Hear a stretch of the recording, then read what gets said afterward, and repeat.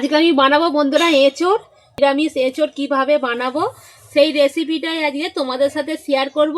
আর এখানে দেখো যেহেতু একটু কাগজ দেওয়া ছিল আঠার জন্য, বাজার থেকে যখন কিনে এনেছিলাম কাগজ দেওয়া ছিল, সেই জন্য কাগজগুলো দেখো একটু ছিটিয়ে গেছে। যাই হোক কাটার পরে ধুলে কাগজটা উঠে যাবে। আর নিরামিষ দিনে এঁচোড় আমি আজকে কিভাবে বানাবো সেই রেসিপিটাই তোমাদের সাথে শেয়ার করব। আর তাহলে চলো আমি এঁচোড়টা প্রথমে কেটে নেবো।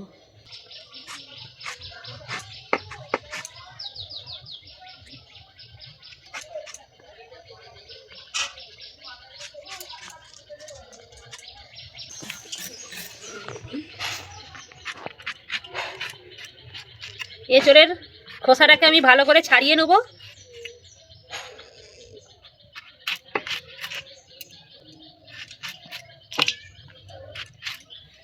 এইরকম সাইজ করে আমি কেটে নিচ্ছি।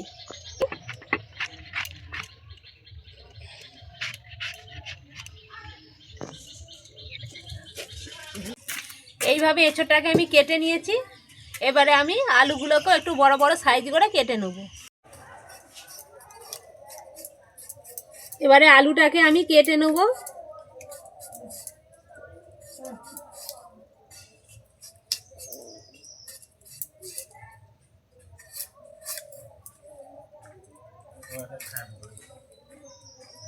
আলুটাকেও আমি এরকম বড় বড় সাইজ করে একটু কেটে নিচ্ছি। আলু লাগবে ততগুলো আলু কিন্তু আমি কেটে নিয়েছি। এবারে এঁচোড় আর আলুটাকে দুবার তিনবার করে জল পাল্টি খুব ভালো করে ধুয়ে উনুনটা ধরিয়ে নেব। কড়ার মধ্যে দিয়ে দিচ্ছি জল।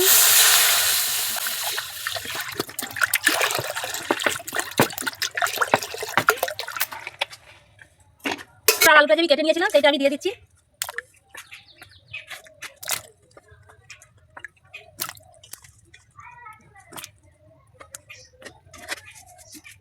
এর মধ্যে দিয়ে দিচ্ছি নুন আর অল্প একটু হলুদ গুঁড়ো। এবারে আমি চাপা দিয়ে ভালো করে সেদ্ধ করে নেব। এখন যেহেতু স্টোরের এঁচোড় সেই জন্য কিন্তু কাটার সময় হাতে কিন্তু একটুকু আঠা লাগে না। আর দেখো আর এঁচোড় আলুটা আমার সেদ্ধ হয়ে গেছে। আমি এবারে চাপাটা খুলে দিলাম। আর যেহেতু আঠা বেরায় না, এখন একটু এঁচোড়ের মধ্যে কষ থাকবে, সেই জন্য দেখো নুন হলুদ দিয়ে সেদ্ধ করার পরেও কিন্তু এঁচোড়ের জলটা কিন্তু হালকা একটু কালচে ভাব চলে এসেছে। এঁচোড়ের কষটা বেরিয়ে গেছে আর এঁচোড় আলুটা আমার খুব ভালো করে সেদ্ধ হয়ে গেছে। আমি এবারে কড়া থেকে জল ঝরিয়ে নামিয়ে নেব। এঁচোড় আর আলুটাকে আমি তুলে নিয়েছি। কড়ার মধ্যে দিয়ে দিচ্ছি সর্ষের তেল, দিয়ে দিচ্ছি দুটো তেজপাতা আমি ফাটিয়ে নিয়েছি। এর মধ্যে দিয়ে দিচ্ছি ডালচিনি, এলাচের মুখটাকে আমি ফাটিয়ে নিয়েছি, আর লবঙ্গ। গরম মশলা তেজপাতাটাকে আমি ভালো করে ভেজে নিয়েছি। এর মধ্যে এবারে দিয়ে দিলাম আদা। যেহেতু নিরামিষ বানাবো সেই জন্য পেঁয়াজ আর রসুনটা দিলাম না। আদাটা কিন্তু মশলার সঙ্গে খুব ভালো করে কষিয়ে নেব। এর কারণে দারুণ কিন্তু একটা গরম মশলার একটা দারুণ গন্ধ বেরিয়েছে। আদাটাকে আমি খুব ভালো করে কষিয়ে নিয়েছি।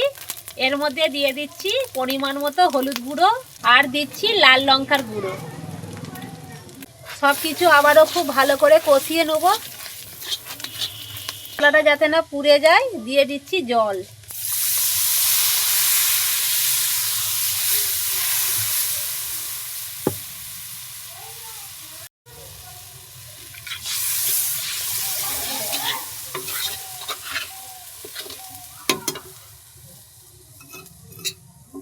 জল দিয়েও মশলাটাকে একটু ভালো করে কষিয়ে নেব।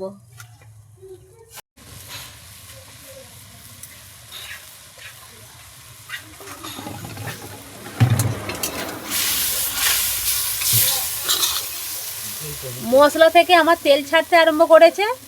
মশলাটা আমার ভালোভাবে কষানো হয়ে গেছে। আমি একটা টমেটো পেস্ট বানিয়ে রেখেছিলাম, টমেটো পেস্টটা আমি দিয়ে দিচ্ছি।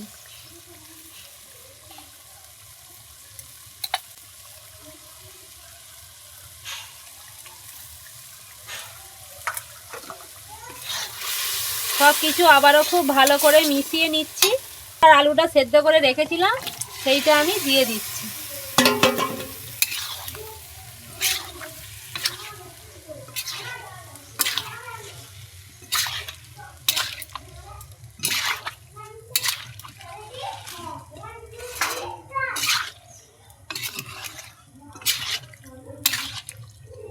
এঁচোড় আর আলুটাকেও আমি খুব ভালো করে একটু কষিয়ে নেব মশলার সঙ্গে। এঁচোড় আর আলুটাকে আমি খুব ভালো করে কষিয়ে নিয়েছি। এবারে আমি দিয়ে দেবো জল।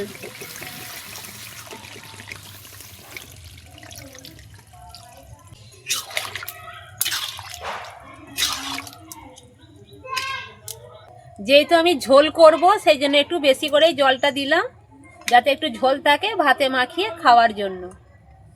যেহেতু জল দিয়েছি সেই জন্য দিয়ে দিচ্ছি পরিমাণ মতো নুন। চাপা দিয়ে আমি কিছুক্ষণ রান্না করে নেব।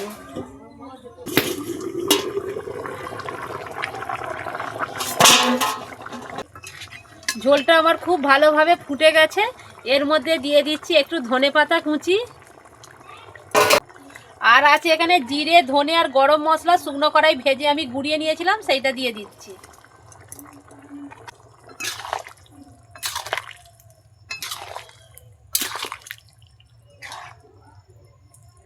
চাপা দিয়ে আমি আরো 2 মিনিট রান্না করে নেব। তৈরি হয়ে গেল বন্ধুরা আমার এরকম এঁচোড়ের ঝোল।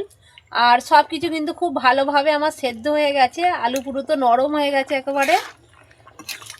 এবারে আমি ঝোলটাকে, এই এঁচোড়ের ঝোলটাকে কড়া থেকে নামিয়ে নেব। তৈরি হয়ে গেল বন্ধুরা আমার এইরকম নিরামিষ এঁচোড়ের রেসিপি। তোমরা এই নিরামিষ দিনে কিন্তু এঁচোড়ের এই রেসিপিটা ট্রাই করতে পারো। আর ভীষণ কিন্তু দারুণ একটা গন্ধ বেরিয়েছে, আর ঝটপট কিন্তু বানানো হয়ে যায় এঁচোড় এই রেসিপি। আর এখন এঁচোড় খেতে ভালোই লাগবে, যেহেতু এখন অফ সিজন, এঁচোড় ঝট করে পাওয়া যায় না, সেই জন্য অফ সিজনের সময় এঁচোড়টা খেতে ভালোই লাগে। সিজনে তো ভালো লাগবেই, কিন্তু অফ সিজনেও কিন্তু এইরকম এঁচোড় খেতে ভালোই লাগে। আর তোমাদের সাথে কথা বলতে বলতে আমি ডিশেতে ঢেলেও নিয়েছি। তৈরি হয়ে গেল বন্ধুরা আমার এইরকম এঁচোড় রেসিপি। তোমাদের কীরকম লাগলো অতি অবশ্যই কমেন্ট করে জানাতে ভুলো না কিন্তু।